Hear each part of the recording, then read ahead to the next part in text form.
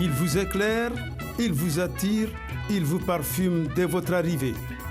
Le jardin botanique de Coconi dans la commune de Ouangani est une véritable havre de paix pour les riverains et pour les visiteurs. Cela fait plus d'une trentaine d'années que cet endroit magnifique et luxuriant est ouvert au public.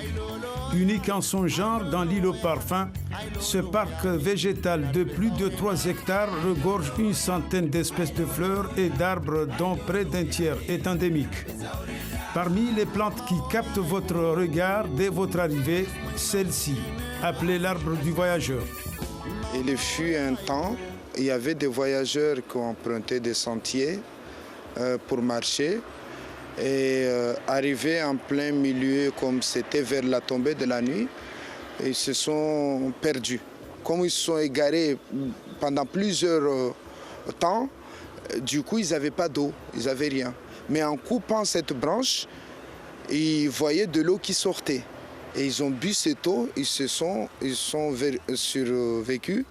Du coup, ils sont rentrés à la maison. Ils disent que nous, on a découvert un arbre dans la forêt qui nous a sauvés.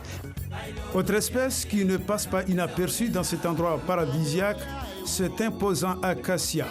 Il serait même la racine névralgique ici, avec au moins 200 ans d'existence. Sans oublier ces bambous géants, espèces particulièrement protégées sur notre planète tant ils se raréfient.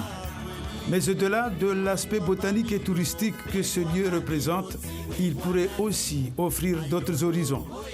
Ce patrimoine représente de multiples avantages pour déjà la commune de Ouangani, mais aussi pour Mayotte. Mayotte, c'est 65% des jeunes moins de 20 ans. Donc c'est une occasion pour les instituteurs ou pour les animateurs de ramener les jeunes ici pour découvrir les fleurs. Parce que connaître les plantes, c'est comme connaître les êtres humains. On dit, on protège ce qu'on l'on connaît. À force de voir les photos, c'est une chose, mais aussi il faut toucher, il faut sentir. Donc ça, c'est l'avantage pour l'avenir aussi de la jeunesse mahoraise.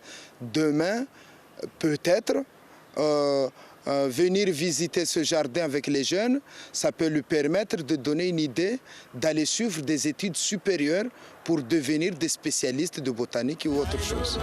De l'épine de Christ, de l'hibiscus au frangipanier en passant par le tamarinier ou autres arbres, notamment fruitiers, le jardin botanique de Coconi n'a pas fini de vous émerveiller.